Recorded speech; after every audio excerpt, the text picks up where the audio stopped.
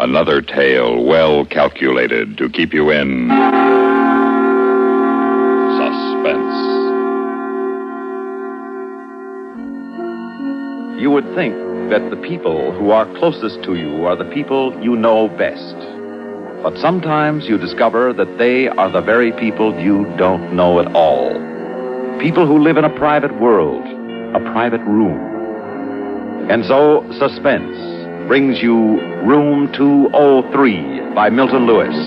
Another tale well calculated to keep you in suspense. It was exactly 1 year after I married Tony, our anniversary. I managed to get away for a couple of days from the newspaper where I work. Tony and I were going to celebrate. And it all started out gaily enough. We went back to the same hotel where we'd spent our honeymoon. The bellboy took care of our luggage and was hanging around for a tip. You're on the south side. Better breeze this side of the hotel. Oh, it's very nice, very nice. Here you are. Thank you, sir. Oh, Chris, this is a lovely room. I'm glad you like it, darling. And where did those flowers come from? Oh, I guess they came from an admirer. Oh, Chris, they're beautiful. You're the most thoughtful husband in the whole world, and I love you. Roses for the first anniversary, orchids for the second, and maybe a mink coat for the third. Well, that sounds nice, but unnecessary. And what about the 4th, 5th, and 6th? I don't know. Really, darling, we better get ready. I made a reservation for us in the page room. The show goes on in just about, 15 minutes. Here, feel. Think I need a shave? I think you'd better. And I have to get my dress out. I hope it isn't too wrinkled. I got my shaving things out of my suitcase and went into the bathroom. I was just about to lather up when I heard Tony scream. Tony, what is it? What's the matter? Over there in that room. Where? What room? Oh, that one across the courtyard. Oh, the light just went out. What did you see? It was so clear. I know I saw it. What? What did you see? Well, I went to the window to pull down the shade, and I glanced out. You know how you do. And then I saw it. You saw what? That man was choking a girl. Darling, what man? The man in that room.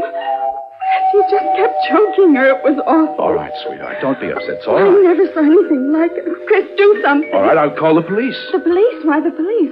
Oh, maybe there's some explanation for it. Why don't you call the manager? All right. I don't understand it. I can't believe it happened, but I know I saw it. Hello? I want to speak to the manager.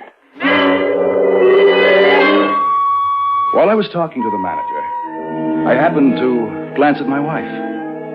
She had an expression on her face that I had never seen there before.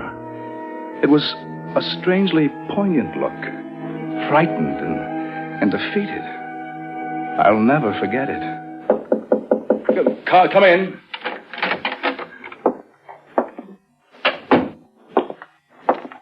Good evening, Mr. Stewart. I'm Mr. Spencer, the night manager. Good evening. This is my wife, Mr. Spencer. How do you do, Mrs. Stewart? How do you do? Well, I understand you've had quite a shock. I'm glad you seem to have gotten over it. If you want me to send for the house physician. Oh, no, thank you. That won't be necessary. Sure? Well, my wife said it wasn't necessary. I'm just taking every precaution. Well, now, will you tell me exactly what happened, Mrs. Stewart? Well, I went to the window to pull down the shade, and I saw a man. Where did you see him? Oh, over there. The room on the corner. The same floor we're on. That would be room 203. But it's dark. Well, he turned out the lights. Did he? When did he do that? A few minutes ago. Yes, I called you right away. You don't believe me, do you? Why, of course, Mrs. Stewart, but you wouldn't expect me to just call the police without looking into this first. I have to make sure. We'll go over there and investigate now. You want to come with me, Mr. Stewart? Yes. Oh, please. Honey, we'll only be a minute. I want to go with you. I don't want to be here alone. Take me with you, Chris. I looked at my wife, and there it was again. The same fear and self-doubt. We went with Mr. Spencer to room 203. He knocked on the door. Doesn't seem to be anyone here. Well, he had plenty of time to get away. All right, we'd better have a look inside. I'll use my pass key.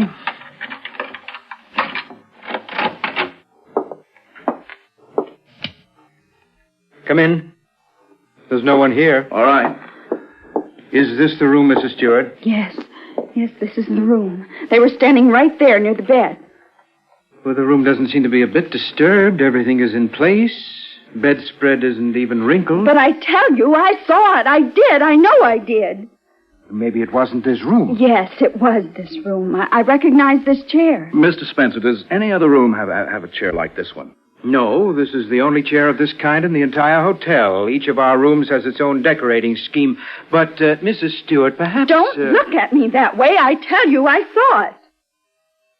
Yes, of course. Just a moment, Mrs. Stewart. Front desk, please. Hello, this is Mr. Spencer. What is the name of the check-in for room 203 today? I see. And what about yesterday? Thank you. Mr. Stewart, there's been no one in this room for more than 48 hours. We returned to our room. My wife was very upset. And I had 1,000 questions I wanted to ask, but I didn't. I knew that Tony herself would have to volunteer the information. She would tell me why she was so frightened. She would tell me because she trusted me. I wasn't going to force her to tell me anything. I waited for her to speak. Chris, do you believe I saw it? Of course I do. But you know, darling, it is funny the way that room didn't look as if anybody had been in it. I tell you, I saw it, Chris. I saw it. I can still see it. I've got to have seen it. What do you mean you've got to have seen it? Couldn't you have imagined it? Yes. Yes, I may have. Darling, someday I'd like to tell you a story. What kind of a story? A sad story. A story you may not want to hear. Why don't you tell it to me now? No, not now, but maybe someday. All right. Why don't you just close your eyes now, sweetheart? All right, Chris. She was exhausted, and she fell asleep. I just looked at her. She was so beautiful. I went to the window and looked out. And suddenly, I heard Tony scream. Chris, where are you? I'm right here. Oh, Chris, darling, I saw them again. I saw them so clearly. Sweetheart, you were dreaming. No, I wasn't. I can still see them. I can see him choking her. Chris, don't you believe me? Yes, I believe you. She had long blonde hair, just like... Like you? Yes, like me. Oh, Chris, I want to get out of here. I want to go home.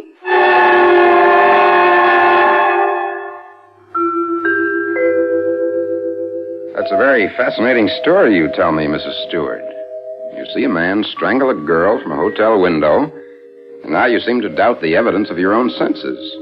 Yes, I know there seems to be good reason to doubt. An empty room, no one there. Mrs. Stewart, does your husband know about you? No, he doesn't, Dr. Barnes. Why didn't you tell him? I was afraid to. You'll have to tell him, Mrs. Stewart.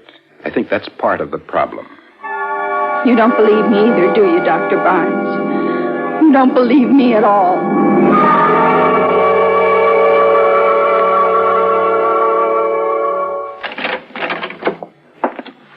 Is that you, Tony? Yes. You're home early. Yes, I am, honey. Things were slow at the paper today, so I got the day off.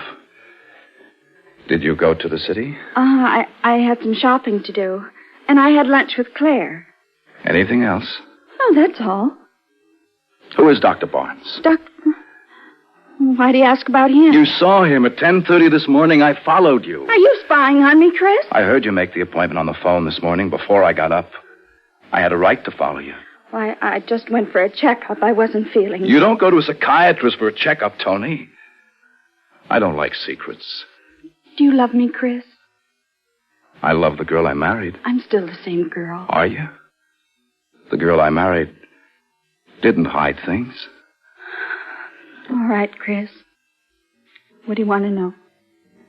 Why did you go to this doctor? I was his patient 5 years ago. His patient? I was in an institution 5 years ago. What kind of an institution? A hospital for the mentally sick. My wife had been mentally ill. Maybe there had been a murder. Maybe she imagined it. There was nothing I could do but call the police.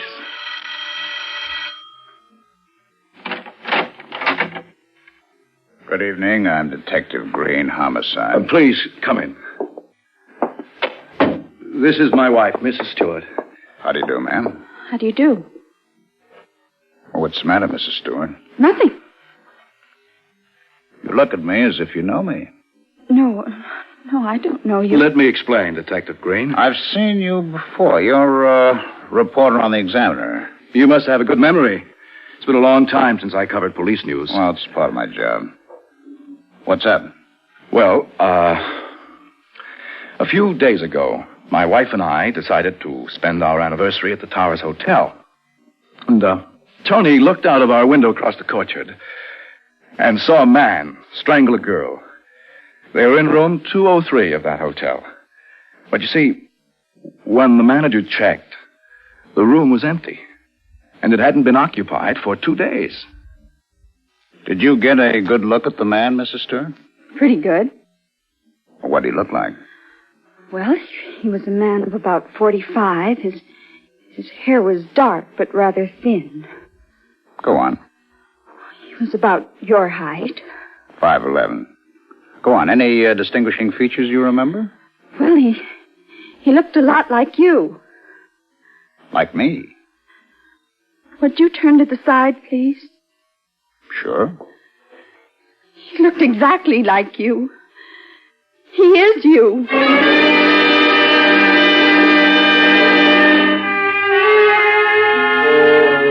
I was amazed when I heard my wife say that Detective Green was the murderer. I didn't know what to think. Was this part of a hallucination? Was Tony ill again? And suddenly, she started to cry. Oh, Chris, please don't let her go away, please. All right, darling. Detective Green, It's would you mind? okay. It's all right. I understand.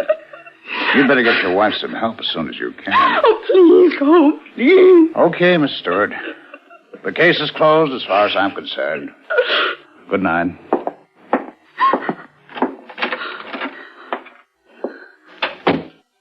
Chris, he was the man. I know he was. All right, Tony. Try to get some sleep. Finally, Tony went to sleep. I left the house. I walked a few blocks, uptown or downtown, maybe crosstown, I don't remember which. I didn't know what to believe, and I didn't know what to do. And when I got home and went to our room, Tony wasn't there. I went through the house. Then I found a note in the foyer, propped against the phone. Dear Chris, I'm going away. It's not fair for me to stay here. I love you, Tony. I was just going out the front door to find her when the phone rang. Hello? Hello, Stewart. It was my night editor at the Examiner. Say, listen. Here's the tip I think you've been waiting for. What do you mean? They just found the body of a girl in the river about a quarter of a mile from the Towers Hotel. What did she look like? Blonde hair, slender, very pretty. She couldn't have been more than 20. And she was strangled. I'll be right over. And thanks.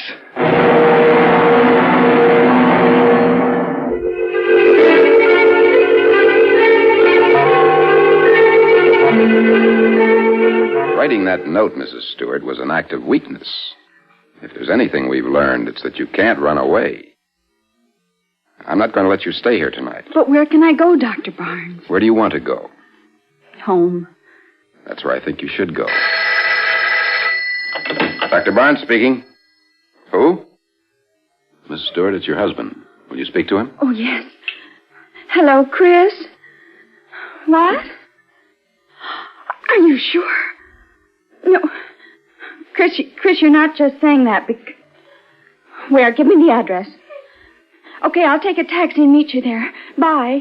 What happened, Mrs. Stewart? They just found the body of a girl. Chris thinks it's the girl I saw. I'm going to meet him at the morgue to identify her for the police.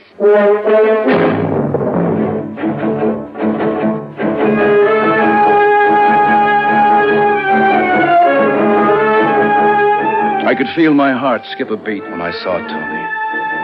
I knew then how much he meant to me. We only had time for a quick kiss, and then we went into the morgue. Detective Green was already there with some men from homicide. I could feel Tony stiffen when she recognized him. I didn't like the way she was acting. And I began to hate Detective Green for the way he inspired fear in my wife. The men stood around like mourners.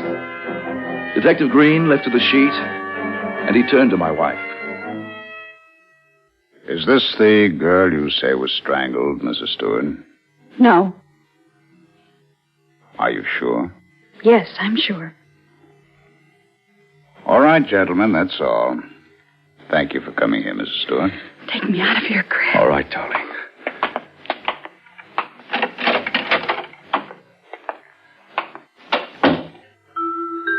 Chris, that was the girl. Then why didn't you say so in there? Didn't you see the way he was looking at me?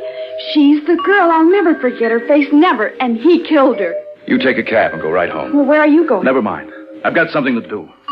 You go right home.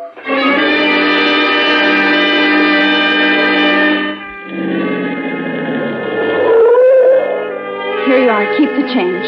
Thanks, lady.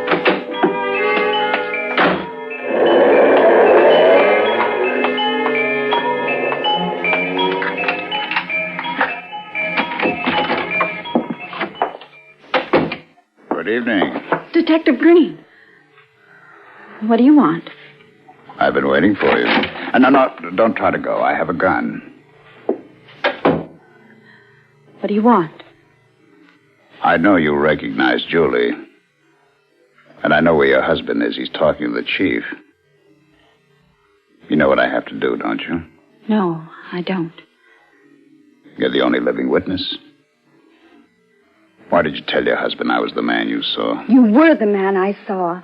I thought I was out of my mind, but now I know I'm not. No, you're not.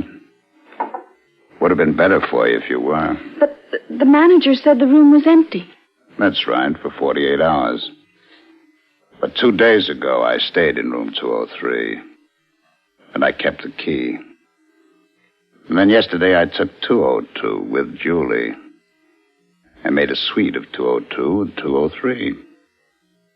Unregistered. So you were in 203. I did see you. That's right, room 203. And nobody would have known how a body got into an unregistered room except that Julie raised the shade. And you saw it. It's too bad that you saw what you thought you saw. And it made it such a nuisance for me. Using a linen truck to get her out of the hotel, putting her in my police car, dumping her in the river. But why did you kill her? I'm a married man, Mrs. Stewart. Julie got hard to handle. It was too bad, but I just had to get rid of her. And I have to get rid of you, too, Mrs. Stewart. I've met up with a lot of killers in my time. They always have a way of trapping themselves. But that's not going to happen to me. This job's going to be perfect. What's that? Mrs. Stewart, where does the store lead to? The garden.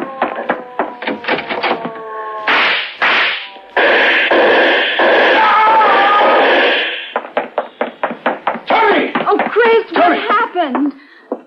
He started shooting first. They had to shoot back. Tony, he's dead. Oh, Chris. Chris, you won't believe it, but I wasn't scared. I was strangely calm all the time he was talking. The fact that he came here to kill me proved definitely that I was right all the time. I finally knew that I never imagined any of it. I finally knew I was perfectly sane. And always have been, darling. Look, we still have our anniversary to celebrate, haven't we? How would you like to go to Paris? I understand it's lovely in the fall.